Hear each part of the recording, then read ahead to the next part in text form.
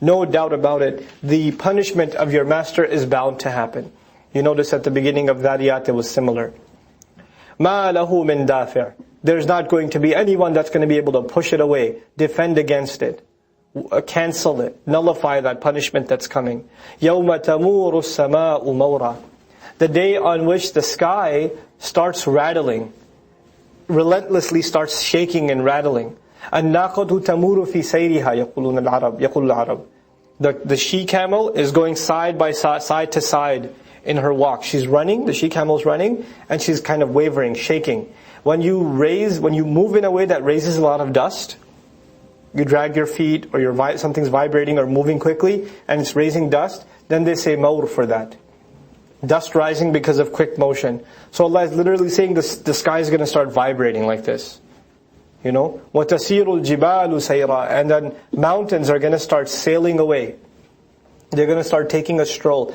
Sayr in Arabic is easy motion. Easy motion. Like effortless, smooth movement. And the mountains are just going to be sailing. And later on in Quran, we're going to find كَالْعِهْنِ الْمَنْفُوشِ وَتَكُولُ الْجِبَالِ كَالْعِهْنِ الْمَنْفُوشِ. Like, you ever have cotton candy? Cotton candy flowing in the air. And that's what mountains are going to look like. فَوَيْلٌ يَوْمَئِذٍ لِلْمُكَذِّبِينَ. And terrible destruction on that day will be for those who called the message, called the Prophet, called Allah, called revelation, called the Akhirah a lie. الَّذِينَ هُمْ فِي خَوْضٍ يَلْعَبُونَ.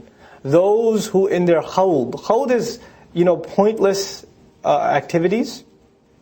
Hanging out, just shooting the breeze. But khawd also literally refers to treading water.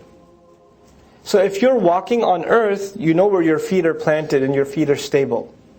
So you're safe. But if you're, like for example, taking a walk, you take your shoes off and you're going into a lake.